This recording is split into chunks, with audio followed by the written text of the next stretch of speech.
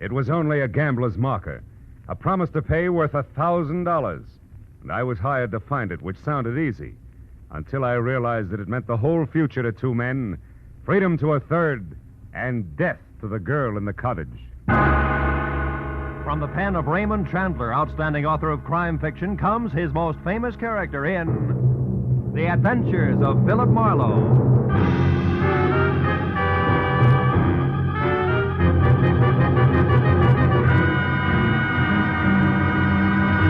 Now, with Gerald Moore, starred as Philip Marlowe, we bring you tonight's exciting story, The Promise to Pay.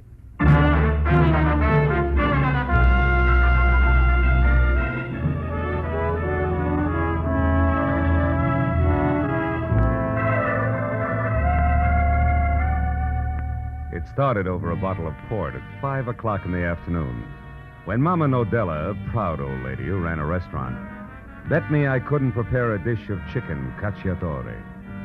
I never pass up a bet. So at 5:30, I picked up a can of chicken, and at 6 had gone to work on it. At a 7:15, everything was ready for the pan, and my enthusiasm was at a high ebb until the telephone rang. And what I thought was a check call from Mama Nodella turned out instead to be Garfield Randall. He was a used-to-be client who at 32 was currently setting the L.A. business world on its ear. Say, Harlow, did you see the article about me in this morning's paper? Young Randall, probably next head of Continental Land and Trust? Yes, that's it. Chairman of the board, isn't it, Gar? Yes. Job I've been after for 2 years. So? Well, it's a job that'll go to somebody else at noon tomorrow, Phil. Unless you can get me out of a nasty mess I'm in. What's her name? Terry... How did you know it was a woman, It's Phil? a trade secret. What do you want me to do? Well, come over here to my place, 91 Laurel Canyon, immediately. I'll explain then. You can make it, can't you, Phil? I mean, now, right away? Yeah, I guess so. Right away, Gar. But it hurts. Arrivederci, cacciatore.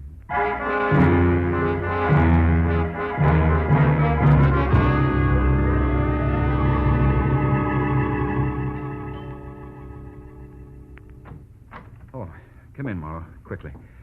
I'm due there at 8, and it's almost that now. Small point, Gar, but just where is there? Oh, Terry Dodge's cottage over in the valley, 3840 Sunsweat Drive, just beyond Arthur Murray's place on Ventura. I'm expected because the lady wants $20,000 to keep her mouth shut. About what? The fact that a few days ago, an innocent evening with some new friends ended up with me gambling and losing $1,000 at Paul Naylor's club on Lancashire Boulevard, also in the valley, 3100 North. I didn't have the cash on me, so he took my IOU. Your marker would interest who in particular? Only the entire board of directors of Continental Land and Trust. They feel their executives should be above that sort of thing, even once in a while. Mm-hmm. And this Terry Dodge, can she prove that you lost $1,000 gambling? Well, according to this message here, yes. Came a few minutes before I called you, together with my picture, which she returned, frame and all. Here. No. God, dear, I gave Naylor the $1,000 and pick up your note as requested. But now I'm confused. Do I give it back to you or submit it to your board of directors tomorrow? Oh, by the way, the chinchilla we saw last week is on sale. I hear only $20,000 if bought right away. Probably cost more tomorrow. See what I mean? Yeah. Drop around and see me at 8 tonight, will you? I'd like your advice on the matter. Much love, Terry. P.S. Don't worry about the safety of the note, darling. I have the perfect hiding place for it. Tender, huh? Tell me, Gar, how close were you in this vampire? Oh, we went together for about a year, but it was getting cold. Because you've been on the way up? Because she's been on the way down, Marlowe. Why'd you give her the money to deliver in the first place? Well, you see, Phil, I couldn't afford to go near a gambler like Paul Naylor once I'd been nominated for the chairmanship. Mm-hmm. Of course, I didn't suspect for a minute that Terry would do anything like this. So when I didn't hear from Terry by 6, I called Naylor. He told me that she had already delivered the money, but he also told me that she'd burned the note in front of him at his suggestion. Which might mean that Terry Dodge is just bluffing, you know. Yes, or that Paul Naylor is just lying. Your job, Phil, is to find out the truth as soon as possible. And if I do and the note does exist, what then, Gar? Then I pay. I have to. It's my whole future. Yeah. Call you in an hour, Gar, from the valley.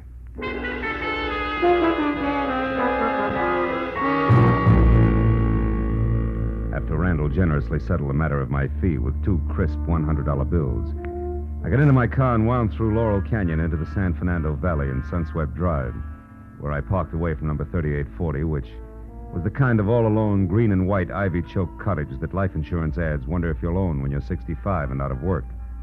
With one exception. The place was lit up like opening night at a Hollywood delicatessen. And when I got close to the front door, which was half open and splashing bright yellow over the mat-marked welcome, I heard a radio from someplace deep inside, playing slow, sad swing. When I knocked twice and got only more Dixieland for an answer, I walked in, calling Terry Dodge's name out loud as I moved through the empty living room. I couldn't tell why, but even as I said the name, I had the uncomfortable feeling that I was wasting my breath. And a minute later, when I entered the bedroom, I was sure of it. Because there, every drawer, closet, and cubbyhole had been turned inside out. And in the middle of all that, and face up on the carpet, was the still form of a beautiful blonde woman in a black silk hostess gown. The monogram in white over her breast pocket said she was Terry Dodge. The ugly circle of dark red on the side of her head said she was dead. Next to her body, I found the pieces of 2 airline tickets for Mexico City. Beyond that, the brass candelabra that had killed her. I dropped the tickets into my pocket and then went back to the living room and a telephone called my client. But when I reached for it, it went off. Hello? Hello, who is this? Friend of the family. Why? Oh, I'm curious by nature, friend of the family. Now, is Terry there? Yeah.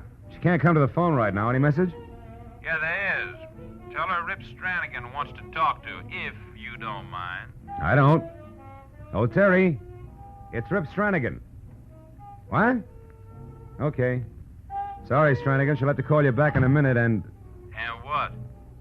And excuse me, but an unexpected visitor just dropped in.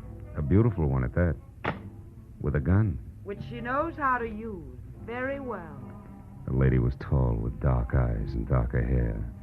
It framed her face the color of warm honey, and she was wearing something white and plunging, which, from the waist up, had all the material in it of the average necktie. Who are you? Rip Stranigan. Mean anything? Only that you're a liar. I've seen Stranigan, and in the first place, Terry's boyfriend's an ex-football player about twice your size. Oh?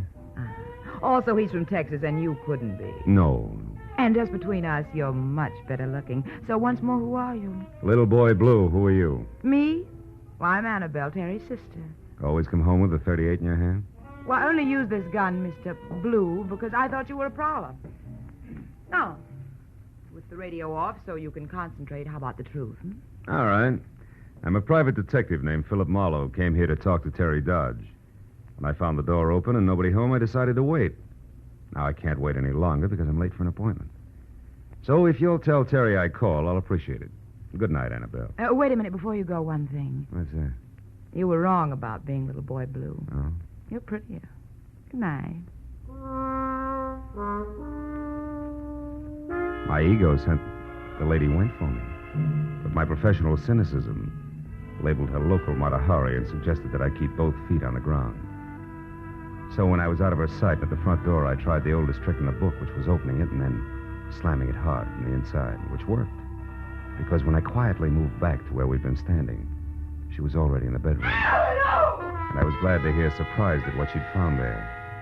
When she ran back into the living room, her face now the color of wet ashes, grabbed for the telephone and dialed a number that was more than the 3 digits that would bring the police. Hello? I was close enough to hear what she This said. is Maxine. She's dead. Yes, in her bedroom, and the place has been turned upside down. So somebody else is after that note, too. No, only a private detective named Marlowe. Well, he didn't act like it, said he was waiting for her. I'll tell you all about it later when I see... What? Keep looking. Listen, maybe you didn't understand me. Terry Dodge is dead. She's been murdered.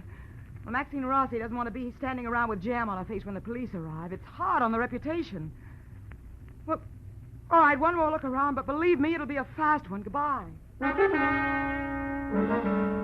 When she hung up and inched back toward the bedroom like it was a snake pit, I headed for the door and kept going until I was outside and over to where I'd left my car parked in the shadow of a huddle of dwarf palms. But then as I was about to get in, what I thought was just another tree reached out with both hands, grabbed me by the lapels, and slammed me hard against the side of my own car. Before I could get back onto my feet, what had to be the ex-gridiron great from Texas had both my gun and my wallet out and was smiling with more teeth than I'd ever seen before. Well, the friend of the family is a private detective, I see. Yeah, and the athlete's a scholar. He reads. Shut up, Marlowe. Smart aleck talk won't get you out of this. Now, what were you doing in my girl's apartment? Looking for a blackmailer named Terry Dodge. And before you get all worked up, Muscles, make up your mind. You want the truth or hot air out of me? You got a lot of nerve, fella. Doesn't answer the question. All right. I'll take the truth.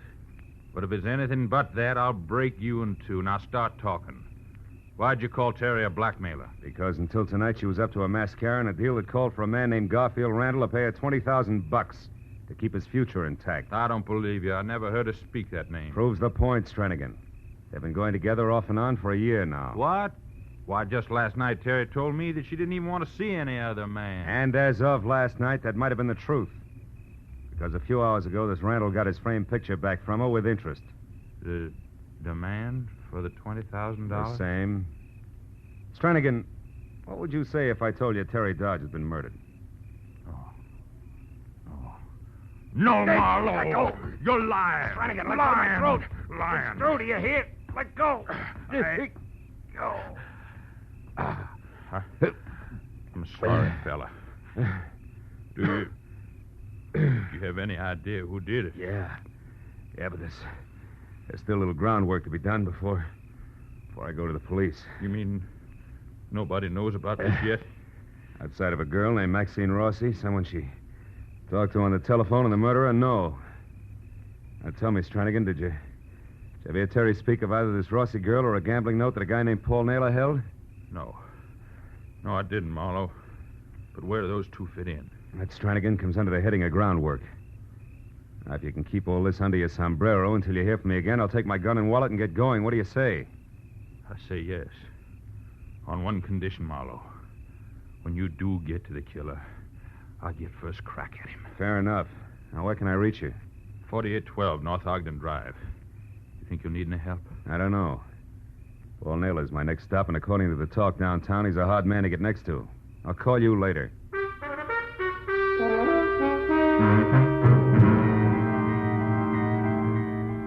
The club Paul Naylor ran out on North Lancashire didn't have a name, but the numbers 3100 were taped with luminous Scotch light, easy to find. However, unless you knew the man behind the peephole, you were nowhere. So 20 minutes later, when I was out of my car and walking toward the steel-plated back door, I decided that getting in to see the head man of the house had to be approached like that was the last thing in the world I wanted to do. I stayed in the shadows of the building, moved a slow step at a time, until I saw a little oily man in a pink shirt, white knit tie, and fuzzy black fedora nearby notice me. Then I moved faster until I was at the steel door, and so was he, with a .45 in his hand. Lost something, mister? No. I was, what's the gun for? Trespassers. These are private grounds. Oh, I'm sorry. I didn't know that. I'll leave right away. I thought this Never was mind what you thought. Now get over there, stand very still while I make a phone call the inside. Phone call? What for, cops? No, stupid. The gentleman who lives here, Mr. Paul Naylor. I think he'd like to talk to you while you can still talk.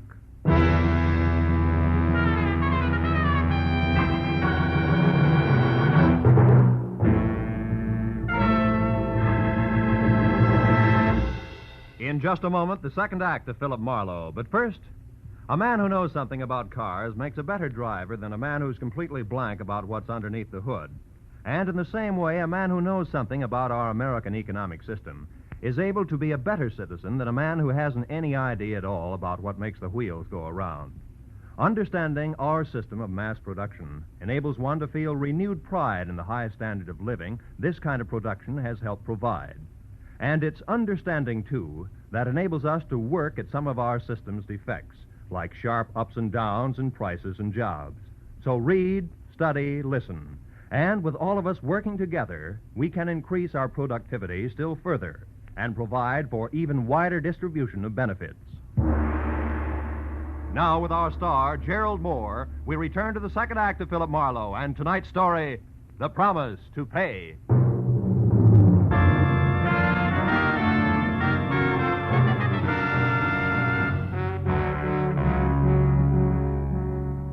The oily little man in the pink silk shirt spoke briefly into the phone, then breathed garlic in my face while his free hand darted neatly inside my jacket. When it came out, it brought 38 with it. Then he jerked me around, unlocked the heavy back door, shoved me through, and marched me on the business end of his 45 down a strip of blue carpet ankle deep to another door of glossy blonde mahogany. He slammed me face first up against it, and then signaled for an audience. When the door swung open, he prodded me, and I stumbled into an office of jungle green drapes and pale beige furniture upholstered in leopard skin. The face that peered at me over 8 feet of desktop smiled, from the ears down. From the ears up, it had never known what smiling meant. We have a front door for our friends. I know. That's why I went to the back. I figured I'd pick up an escort there and bypass all that muscular red tape you keep out in front. Maybe that's smart figuring, maybe not. Depends. What do you want? Call you a liar, Naylor. Oh! Mind your manners, stupid. You're way out of line. You're building up quite an account, Oily. You take some long chances, mister. What's your name? Marlowe. I still want to know why you lied to a friend of mine about burning his marker. Marlowe, huh? Wait outside, Quincy. I'll call you. Okay, Mr. Naylor. All right, Marlowe. So you're Randall's boy, right? I've talked to him. When Randall called you, you told him that his girl, Terry Dodge, had delivered the money okay, but that you saw her burn his marker. That's what I thought I saw at the time. What'd you really see? She put the marker in her purse and started out of here, but I called her back and told her to burn it. Why? Because I don't like my name floating around Marlowe, especially now with things tightened up like they are. So she went over to the fireplace there and burned a piece of paper. But it wasn't the note, huh? Right boy. That call from Randall gave me ideas. I checked the pieces left in the fireplace, and they weren't even the same kind of paper as the marker. So somebody's shooting an angle, Marlowe, one with my name on it. I don't like that. I suppose you got the marker back all right. Not yet. However, I intend to. Mm-hmm. But on your first try, you got too rough too fast. And killed Terry before she'd talk, is that it? You know, if I were you, I'd bite my tongue off before I'd say a thing like that. Even joking. Who's joking? Girl's been murdered your way. Smart people die every day. Lots of ways. Yes, well, thanks for the information. Good night. Sit down. Wait a minute, Naylor. The interview's over. Not quite. What's Randall steamed up about? Blackmail, which puts you both in the same boat. If I get the marker to protect him, I have to protect you at the same time for no extra charge. Let's be sensible. Sensible? Okay. Quincy? Yeah, Mr. Naylor? I'm going out. Sit on Marlowe here. Real hard if necessary. Till I get back. Sure. It'll be a pleasure, won't it, Mr. Marlowe?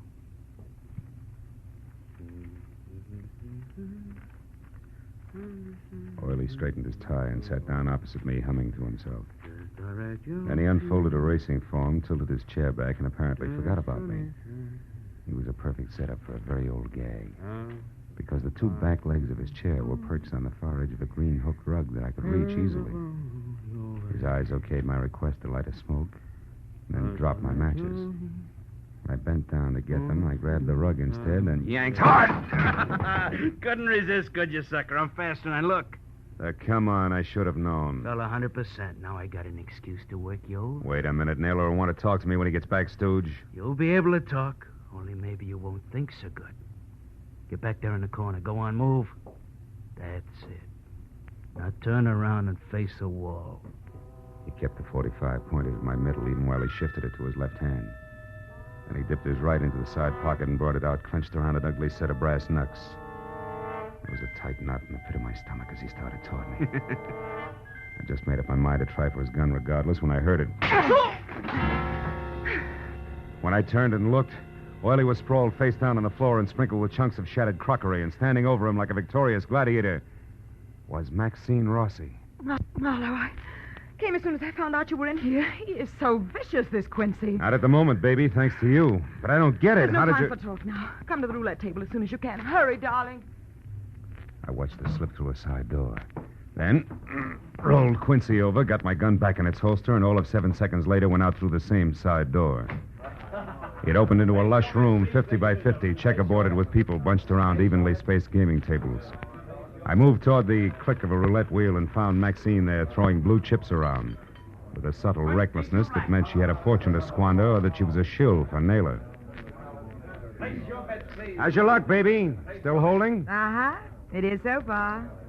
But it may change any instant now. Yeah, well, I guess it's my turn then. Come on, I'll pick up some chips. 10 black. Marlowe, we got to get you out of here. You work for Naylor, don't you, Maxie? Yes, but not like I'd work for you, Marlowe. Oh? He sent you up to Terry Dodge's place tonight. Find out what you wanted with that marker. And it was Naylor you called when you found Terry's body, huh? Yeah. He just left Marlowe not a minute ago. 50-00. Where was he heading? I don't know. But one of those scraps of paper that wasn't burned in the fireplace. There was a telephone number of a travel agency on it. He had that with him. A travel agency? Yeah. That might be the one shot I need. Listen, Maxie, Uh-oh. The boys have got me pegged. They're moving in. I was afraid of this. Wait till the lights go out, darling, and then run for it. The lights. Baby, I love you. What about you, Maxie? Don't worry. My father was a longshoreman in San Francisco. I'll know how to get away. She walked slowly as far as the back corridor, then started to run, and as the two gorillas angled toward the room toward me, I pretended to study the odds on the crap table while I edged for the door. They were almost up to me when the room went suddenly black. And a girl, Maxie. I ducked low and belted for the front entrance, all stops open. And a few seconds later, I was outside. I put 50 yards between me and the front porch before I so much as slowed down. When I did, I saw something else. Paul Naylor himself across the street just getting into his car. I pulled my gun out and ran for him. Hey, Naylor! Marlowe, how did you get... Say, what's going on? I want that phone number you got in your pocket. Phone number? I don't know what you're talking about. That's too bad because I don't have time to explain.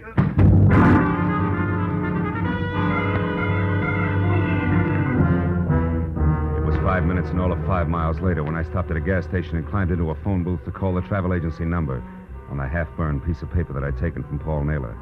I was sure now that at least I'd get an answer to fit the 2 airline tickets to Mexico City. But the girl who answered the phone exploded that dream with her opening line. Good evening, Canadian and Northern Railway Agency. Canada. It didn't make sense. On a hunch, I shot a girl the description of Terry Dodge and hit pay dirt on the first try. A woman who matched it had made a reservation that afternoon to leave for Canada at midnight alone. But then the girl asked me a question. And the answer to that made my next stop my client as fast as I could get there. The drive into Laurel Canyon and up the twisting trail they call the road put some new gray in my hair. But before I got to Randall's house, I pulled over, parked, and climbed the rest of the way quietly on foot. A long brown convertible that wasn't Randall's squatted under the bushes beside the house. I crossed the patio and went in through an open window. That's what I said, Randall. I could hear voices, so I inched along the back hall to an open study door and listened. And don't try anything cute, buddy, or I'll break you in two, and I mean it. Well, what do you say? Give me the money and I'll give you that marker. Well, How do I know you've got the marker? Where did you get it? I killed that double-crossing girlfriend of ours, sweet Miss Terry Dodge, to get it. That's where. What? You mean Terry's dead? Yeah. We were pulling this deal together and then going to Mexico. But she got greedy, was going to get the money and take off for Canada alone. So now I'm doing it alone. Get the dough, Randall. Time's short. Wait, I want to see the marker first. Well, sure. Hand me that picture there. That's right, pretty boy. The one Terry sent back to you today. Well, come on. All right. Here. Thanks. Hey, what are you... What? The marker. It was behind my picture all the time. Yeah, Terry was real smart. And so was that blabbermouth Marlowe. He tipped me off to the whole thing when he told me Terry sent this back to you today. The marker wasn't anyplace else, so it had to be here. And here it is, Randall. All yours. For 20 grand. No, I won't pay it. I'd have paid Terry blackmail for that note, but I won't shield a killer. All right, Randall, have it your way. But I'm walking out that front door, and that means I got to leave you dead on the floor. Randall, Doc! Not this time, Marlowe. Oh, Marlowe, that was awfully close. Never mind that. Come on, let's get him. Oh, you missed him. Yeah, stay here. I'll get him. Oh, my car. I left it halfway down the hill. He'll be 10 miles away the way he's driving before I can get to it. Well, he's got to be good to drive those roads that fast. Yeah. Bill. He went over. He was going too fast to get around your car. He went over. Yeah. And if anybody ever had it coming, it was Rip Stranigan. All American.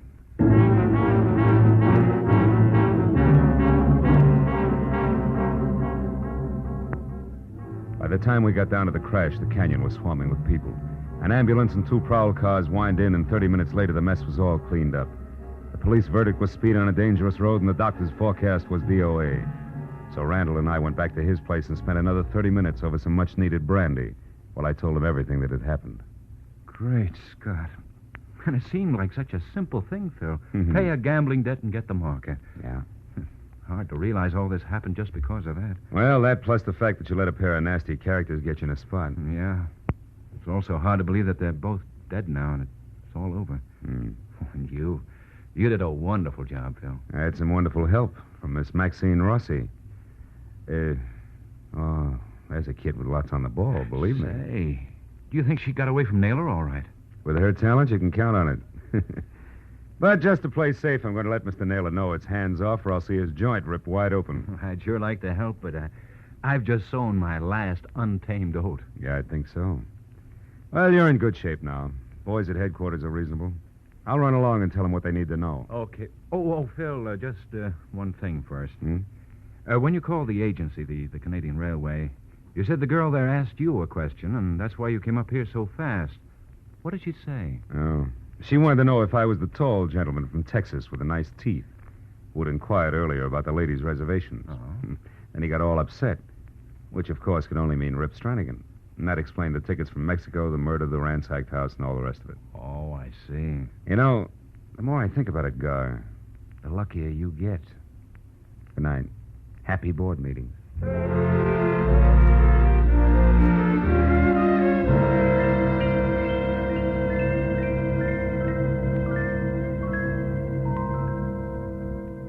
It was 2 o'clock in the morning.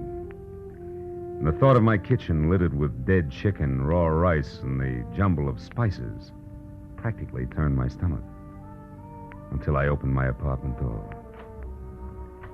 And then, one step at a time, I got it. The delicious odor of chicken, gacciatore, cooked to perfection.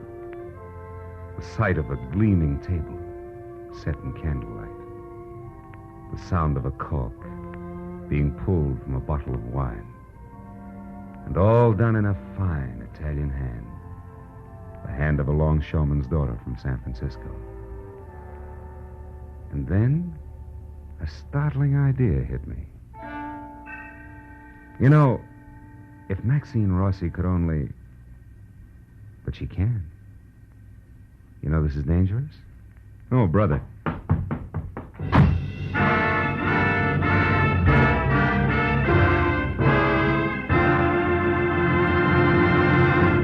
The Adventures of Philip Marlowe, created by Raymond Chandler, star Gerald Moore, and are produced and directed by Norman MacDonald. Script is by Mel Donnelly, Robert Mitchell, and Gene Levitt. Featured in the cast were Bill Johnstone, Betty Lou Gerson, Barney Phillips, John Daner, and Jack Crucian. The special music is by Richard O'Runt. Be sure to be with us again next week when Philip Marlowe says... When it started, the tide was high on the San Pedro waterfront, and a hot-tempered kid had murder on his mind. But there was a knife at my throat, a beating under the piers, and a corpse on the beach before the tide went out again. And the kid was finally stopped.